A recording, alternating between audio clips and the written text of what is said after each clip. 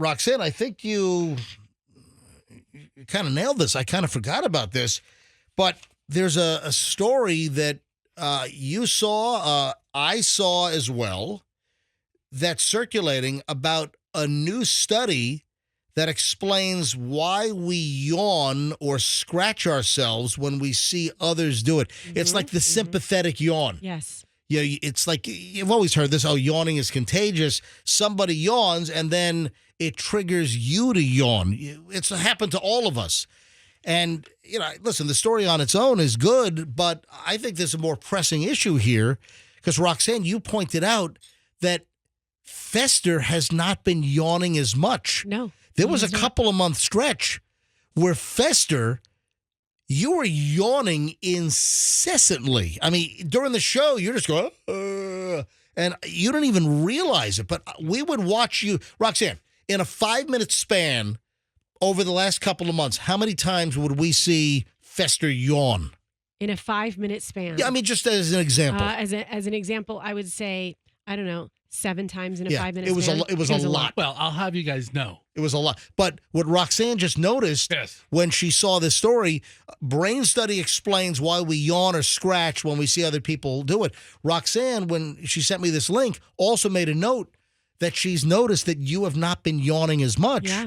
And I'm like, ooh, that's true. Do you have an explanation? Yes, I do. I'm glad you pointed this out. Is this going to be some smart-ass explanation? Or I is this don't a real... appreciate that at all. I don't appreciate you just painting with a wide brush what my explanation is going to be before you even hear it. All right, go ahead. I have become a master of lockjaw yawning. I still yawn all the time. What? But watch this. I can lock my jaw like this. I get a whole yawn in. Get a whole yawn in. The air moves in, the air moves out. The mouth does not gape open, so you guys can stereotype me and pigeonhole me as a yawner. But then is that a yawn? The air moving in, air moving out. The actual mouth opening isn't the yawn. It's the airflow that's the yawn. And I take naps during commercial breaks, now in the office instead of on the couch or in the studio. So there. So is it really, though, a yawn if you don't gapingly open your mouth? Well, sure. It's the influx of air. Your chest still expands. You get the oxygen boost that you need, and you exhale it. Okay. I'm going to try it. I'm going to try your method. Because I was yawning quite a bit the other day. I yawn like as much as you do in a typical day, but it was just a one-day yawn day. I was tired. But now that I know your trick, I'm going to try to not... Why are we talking about I know. Is this an ample explanation? Are you happy with his explanation? I yawn all the time. I can sleep anywhere. Anywhere. So, we were in traffic on the Howard Franklin Bridge the other day, MJ. I was thinking about taking a snooze for a couple of minutes. So what you're claiming is that... I did it. That was awesome. See? Okay. I told you. Hold on. Do it again. Well, I mean, it has to be... It can't be a forced yawn. Somebody yawn. Okay, somebody yawn. Yawn. Do it again. Okay. Bow, bow, bow. So you don't open your mouth. But it's called... I invented the name of it. We're doing it. Look. It's a lock. Yeah, it's a lockjaw yawn. I named it the lockjaw yawn. Okay. That and way, you still get that big whoosh in your chest that you need. If you slyly put your hand like over your nose and mouth, you can actually be in a meeting or talking with other people, and they'll never know that you're yawning right in their face. This is going to come in handy. I know. Whoa. I've changed the yawn game.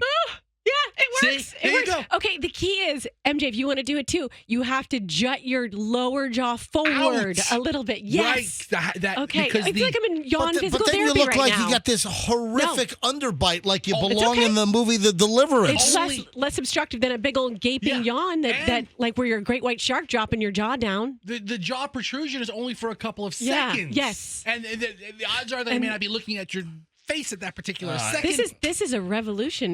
This is a new yawn. This is the biggest change in yawn. All right.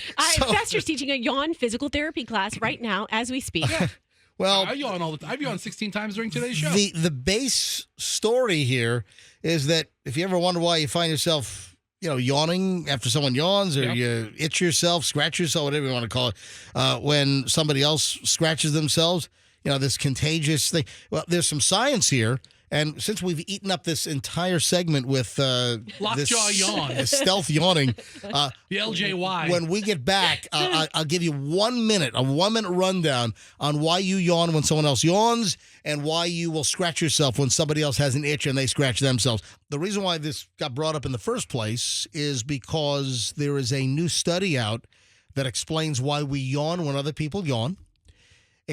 Explains why we will scratch ourselves when we see other people scratch themselves. It turns out, and I'm just gonna do a hit and run on this thing. I'm not gonna get into 2 hours of science, but scientists are realizing that our brains are wired essentially to.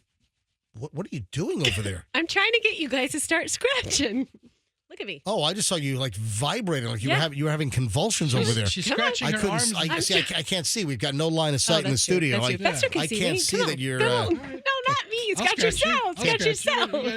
I can't see that you're touching yourself over there. Can you hear it? This is what they do. Some of this on ASMR. You can kind of hear the scratching. Let me finish the science here. Go ahead. That we're wired to play the imitation game, is what it comes down to.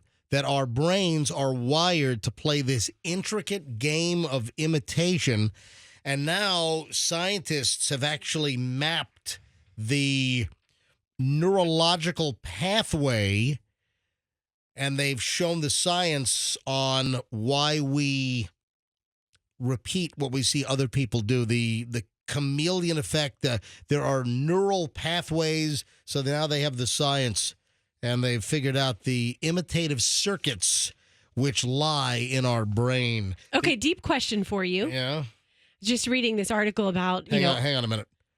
And now, deep thoughts with Roxanne. I was reading a story about how we are losing so much of our cognitive ability because of our phones, i.e., we can't find our way to someone's house without our GPS. If our phone dies, we might get lost. You can't find your ass with a flashlight these days. Right, because you rely so much on these. And you can't solve a problem without... Is that a saying, without... by the way? I like it. A flashlight really wouldn't help because your ass is behind you. I mean, even if it is well illuminated, you wouldn't know. You can kind of hold it and look behind. You look over your shoulder. Depends how big your ass is. Yeah. I'm sorry, go ahead. Yeah, and we can't judge people as well as we used to because we are staring at a phone and not picking up on those nonverbal cues. So do these things, the yawning mimicking and the scratching mimicking, fall into the category of they might go away at some point if we stare at our phone too often? I just can't take you seriously. I don't like pronouncing the T in often. I like the silent. Often. I like the I like often. I'm an often person. Often with your head. I'm not an often person. Anyway, listen, I got what you're saying.